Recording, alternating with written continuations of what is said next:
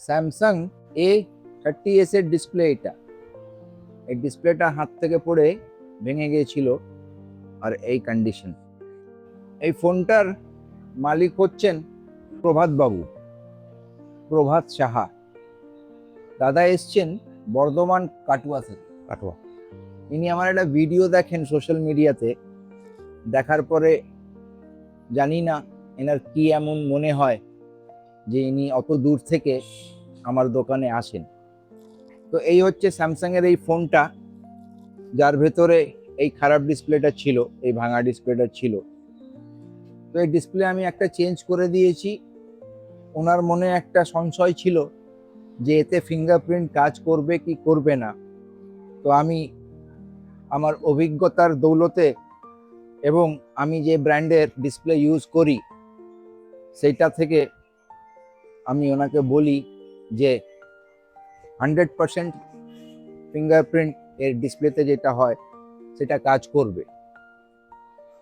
তো উনি আমাকে এই ডিসপ্লেটা চেঞ্জ করার জন্য বলেন। ডিসপ্লেটা আমি চেঞ্জ করে দিই। অলরেডি আমি ডিসপ্লে চেক করে নিয়েছি।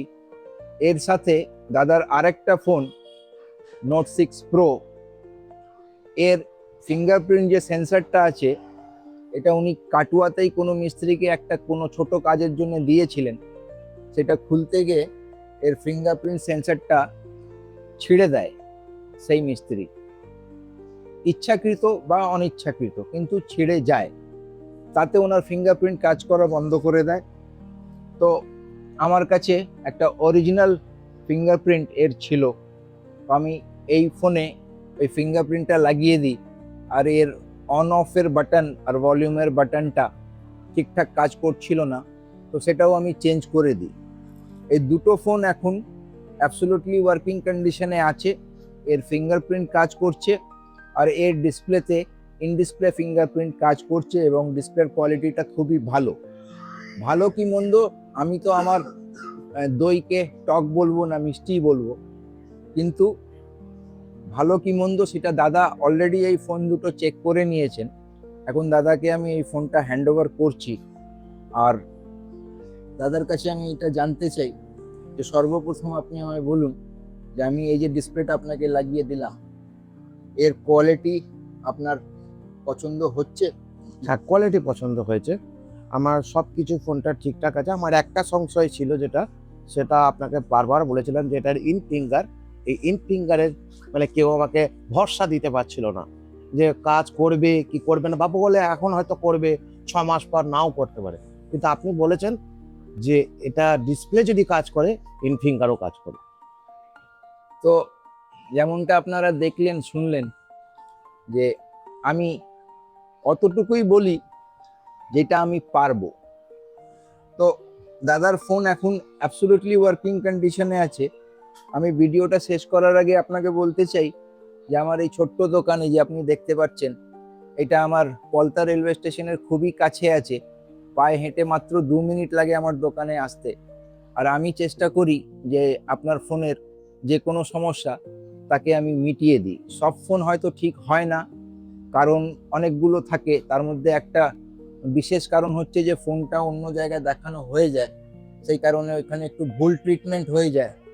আর ফোনটা ঠিক হওয়ার জায়গা ফোনটা আরো বেশি খারাপ হয়ে যায়।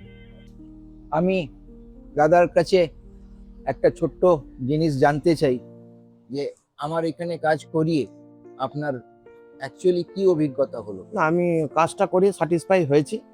হ্যাঁ, আমি আর সব থেকে বড় ব্যাপার যে জিনিসটা, আমি একটা জিনিস বলতে চাই আপনাকে, আমি যতগুলো আমি অনেক ফোন ইউজ করেছি, আমি হয়তো অনেক ফোন রিপেয়ারিংও করেছি, কেউ কোনোদিন সামনে বসে কাজ করে দেয়নি। সবাই ব্যাকে, তার আড়াল আছে, ঢাকনা দেওয়া আছে, সে ওইখানে বসে কাজ করেছে, আমি দূরে বসে আছি। কি করছে না করছে ফোনটা, আমার ফোনটা আমি কিছু জানতে পারতাম না। পরে আমাকে বলতো আপনার ফোন হয়ে গেছে, দিয়ে দিত।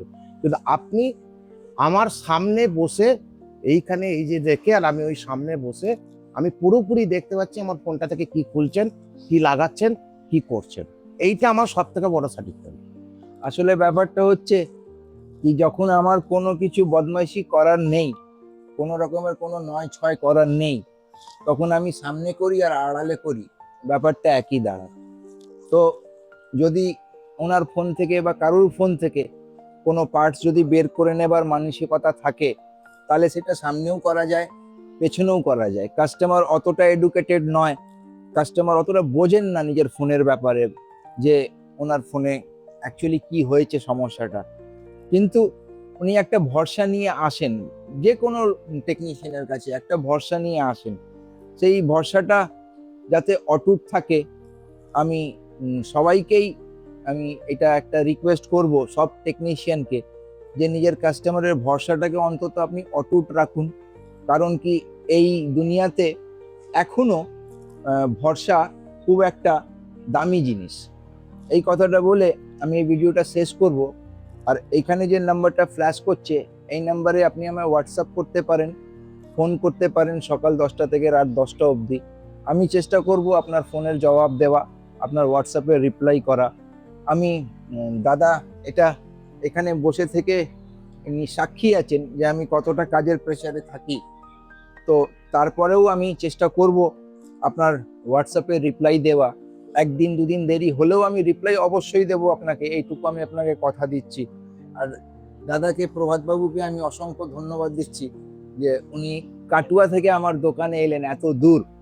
আর দাদার কাছে আমি একটা আবদারও করব যে নেক্সট টাইম যখন আপনি বর্ধমান থেকে আসবেন, কাটোয়া থেকে। কাটুয়া থেকে, তো আমার জন্য একটু মিহিদানা বা একটু সীতাভোগ অবশ্যই না, আনবেন। কাটোয়ার সীতাভোগ মিহিদানা বিখ্যাত নয়, কাটোয়ার রসগোল্লা বিখ্যাত। ঠিক আছে, আমার জন্য 2-4 পিস আনবেন। আনবো। ভিডিওটি দেখার জন্য আপনাদের অসংখ্য ধন্যবাদ।